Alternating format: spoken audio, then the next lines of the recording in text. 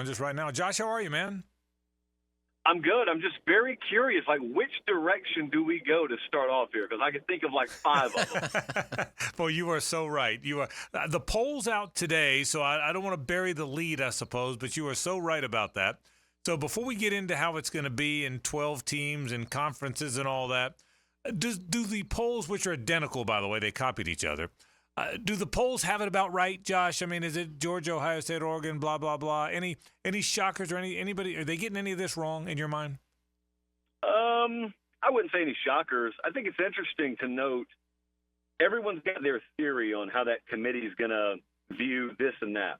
And two things that we talked a lot about on our show last night that I'm just way, way in the wait-and-see camp on is, number one, how do they interpret strength of schedule, which is an obvious number one. Number two, though, the way they handle conference championship game losers is really fascinating to me. Now, that doesn't have so much to do with the beginning of a poll, but the third part to that is I think of a conference like the Big 12, and I think about the potential for a Utah or a Kansas State or Oklahoma State or, some sleeper like an Iowa State or something like that. And I noticed they had 4 or 5 teams, but none of them were in the top 10. And so I wonder what the perception is. Does it match the reality? Does benefit of the doubt go to the loser of their conference title game like it may some other conferences? Yeah, no doubt about it. It's going to be fantastic to see. And in regards to that strength of schedule, Josh, do you think that there's any chance if Florida can somehow go 9-3 in this thing that they're going to be one of the teams in? I would lean no. I'd lean heavily no. If they went 9-3, I'd absolutely put them in.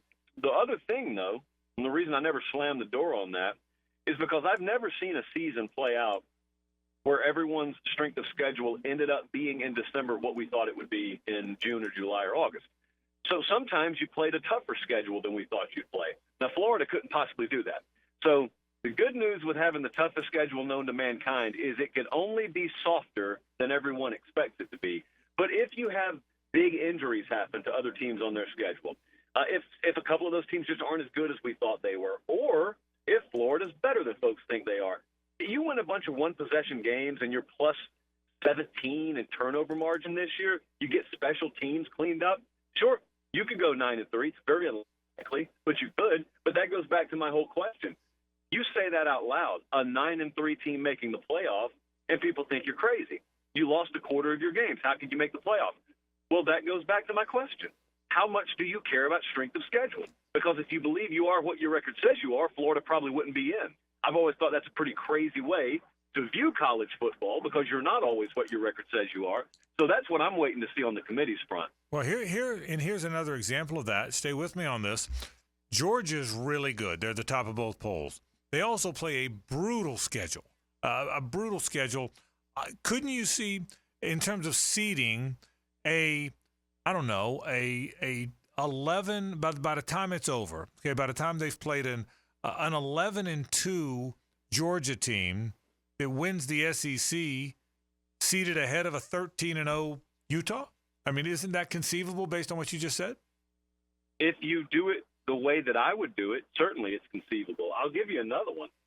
I mean, we just talked about, we talked about a 9-3 Florida. You're right. Georgia's got a pretty tough schedule. I think that's one of the most overlooked things, by the way. Yeah. The toughness of Florida's schedule has overshadowed how tough Georgia's is. Right. But I'm thinking about just the comparative analysis.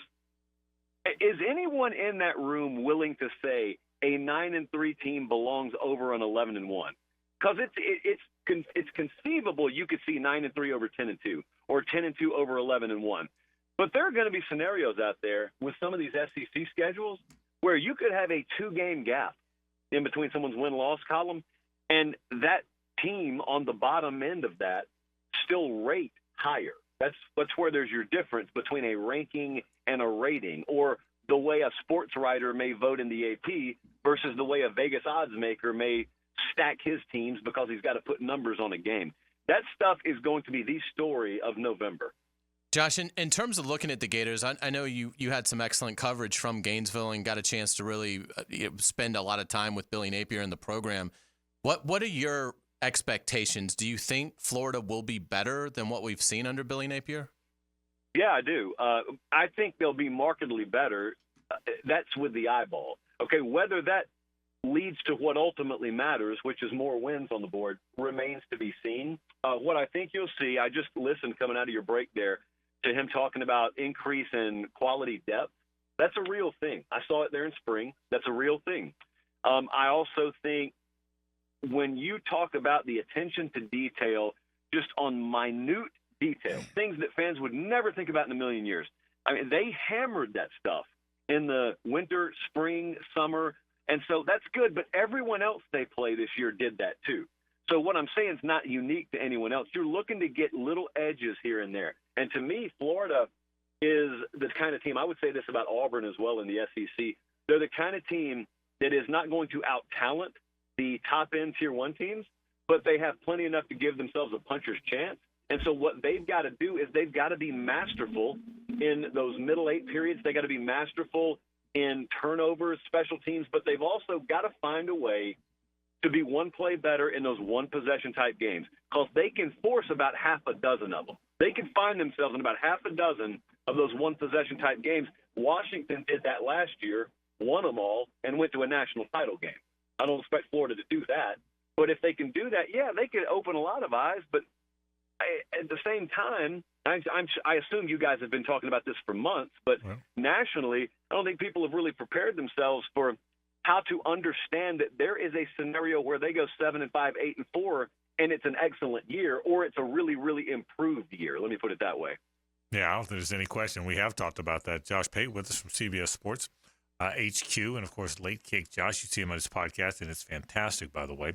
Hey, Josh, what about Florida State? Mike Norvell did a great job of rebuilding that thing. Florida State was elite forever. We all know that. Then all of a sudden they weren't, and Mike Norvell got there, and very quickly they were undefeated last year and ranked in the top 10 this year. Yet they lost a lot of guys now. They lost a lot of players. We were at the NFL Combine, and it felt like 20% of the damn Combine were Seminoles. Can they rebound? What kind of team? You've been there too now. What kind of team do they have compared to what they've had in the past? Gonna have to be a lot more complimentary. I would not expect DJ to be the kind of guy who does the things Jordan Travis did. And if he does, that's great, and he'll surprise me doing it. But I'm not going to lean on that concept. However, I also don't think he's got, race horses at wide receiver like they had last year to bail him out. And so the question with them, to me, has been and will continue to be, do they get good enough quarterback play, where he can make those new names, where he can help establish those new names, those new pass catchers? Because I don't know that they've been tearing it up in camp. It's going to be a serviceable unit. It's going to be a plenty good enough unit. It's not going to be a star-studded unit there. Now, if you got a 5-star future first-round quarterback, sometimes he can elevate the play of those guys. But I don't know that they have that. What I do know, here's what I trust. I trust that Norvell will squeeze every ounce of potential out of that team. I have high expectations for him, but I'm not going as far as to just blindly assume that, well, once you've done it one year, kind of the Nick Saban thing, you'll just we reload every year. You won't have to rebuild. No, yeah, you do have to rebuild. You absolutely do. What you hope is you're continuing to build on the same sort of bedrock and the same culture that hopefully they've established. But I don't take any of that for granted. I don't think they do either. It wouldn't surprise me if that week 1 game or that week 0 game is a lot more of a knife fight than some folks expect. Yeah, that's interesting because that's what I was going to ask you about. But I'll move it to Georgia. Do you see Georgia being clearly better than everybody else, or anything that concerns you for the Bulldogs? No, I do not think they're clearly better. I have not bought that at all. I have not bought the concept that it's Georgia and then the pack. I think I would power rate Georgia as my number 1 team in the country, but they are in a group of teams to me. And that goes for everybody. One of the fun things, I think, if you're trying to sell the sport to one of your more casually minded friends out there, is there's probably not a truly elite team on paper to start the year. You got some of them that could elevate to that. But Texas, Georgia, kind of the same thing. Interior defensive line, the dominant teams have dominant defensive line play, specifically on the interior. Michigan had it last year. I don't think either of those teams will have that this year. Georgia's got a bunch of names who have been there for a while. I think their best players up front are on the edge. I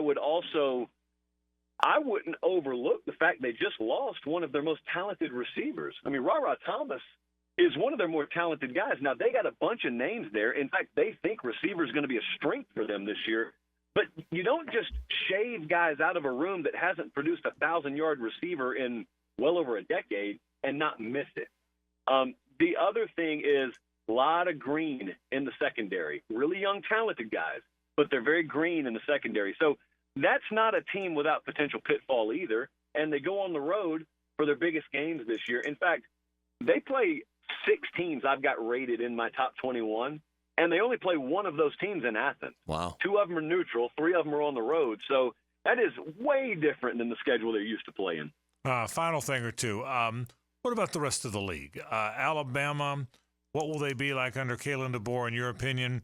Ole Miss is ranked 6th, and Lane Kiffin's very good, but they're still Ole Miss, at least in the minds of some. Is Tennessee rising? They seem to be. How do you see the league playing out when you get beyond Georgia? You can mix and match it, man. It could really go a number of different directions. I think with Bama, I've been cautiously optimistic with them offensively, and I've probably heard enough out of camp up there to think they're going to be really, really good offensively this year. My question with them is on the back end on their defense. I think they got enough quality guys to rotate up front, but that secondary going to be some ultra-talented young guys, and even the future first-round guys, when they're freshmen and they start at corner in the SEC, get burned a time or two in big moments. So I'm looking at that. Tennessee, they are adamant that they are much better and deeper up front defensively than they have been, but their secondary lost over 100 combined starts as well. Some of the same problems Bama may have.